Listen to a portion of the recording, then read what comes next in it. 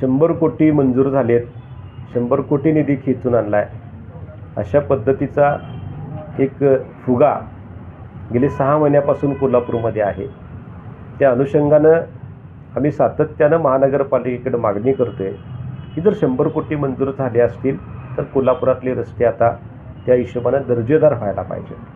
पण ज्यावेळी आम्ही त्याचं बायफर्गेशन करतो, या 100 कोटीमधले नेमके रस्त्यावर किती खर्च होणार आहेत आणि कशा पद्धतीनं होणार आहेत, त्यावेळी याच्या आधीसुद्धा आम्ही धक्कादायक खुलासे केलेले आहेत।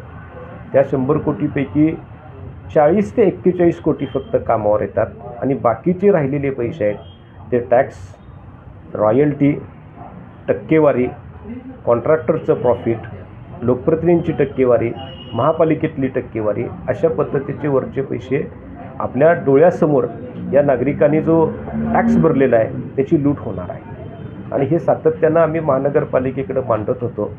वेळ प्रसंगी आम्ही रस्त्यावर उतरून पंचनामा करण्यासाठी आग्रह धरला।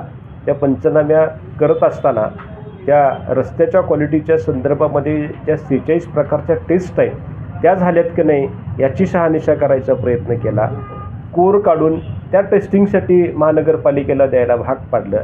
पण या सगळ्यातनं महानगरपालिकेच्या रस्त्यांच्या दर्जाबाबतची जी काही त्यांची वस्तुस्थिती आहे ती आजपर्यंत समोर महानगरपालिकेनं कुठल्याही रिपोर्टच्या माध्यमातून मांडलेली नाही।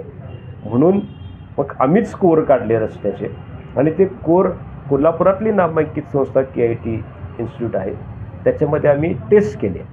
खरं तर ही टेस्ट आम्हाला 2 ते 3 दिवसामध्येच आपल्याला टेस्ट करून मिळाली, पण त्याचे रिपोर्ट मिळाले। पण महानगरपालिकेनं 2.5-3 महिन्यापूर्वी पाठवलेल्या कोरा त्याचे रिपोर्ट आजपर्यंत त्यांनी पब्लिश केलेले नाही आहेत, त्यांनी कुणाला दाखवले नाहीत, कुणाला दिलेले नाही आहेत किंवा कदाचित त्यांनी आणले पण नसतील।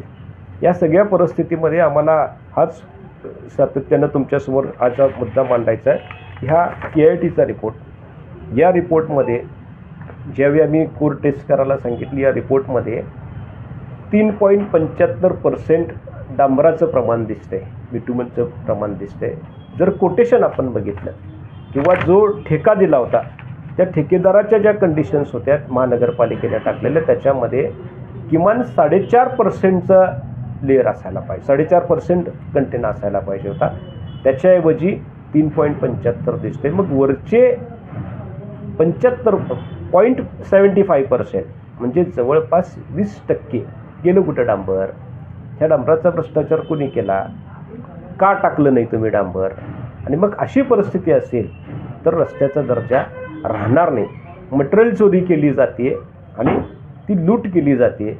हा तुमच्या माध्यमातून महानगरपालिकेला आम्हाला एक जाणवून द्यायचा होता हा टेक्निकल रिपोर्ट।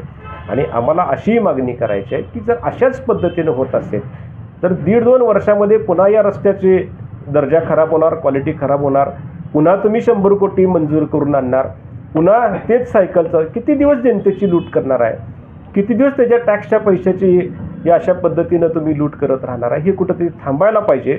म्हणून महानगरपालिकेकडं आम्ही मागणी करतोय, हे जे काही कॉन्ट्रॅक्टर असतील जे अशा पद्धतीनं कामाची क्वालिटी राखू शकत नाहीत, अशांना तुम्ही डिबार करा, अशांना तुम्ही ब्लॅकलिस्ट करा, दिलेले ठेके परत घ्या।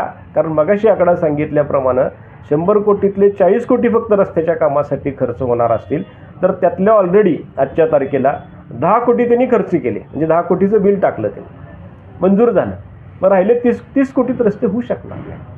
म्हणून कुठंतरी हे आपल्याला स्ट्रिक्टली महानगरपालिकेच्या प्रशासकांनी कुठंतरी याच्यामध्ये अतिशय गांभीर्यानं लक्ष घालून या कॉन्ट्रॅक्टरवर चाप बसवणं आणि ते त्यांना करावयासाठी भाग पाडणं, अशा पद्धतीची भूमिका आम आदमी पार्टी घेते हे मला तुमच्या पत्रकार बंधूंच्या माध्यमातून सांगायचं आहे। जय हिंद।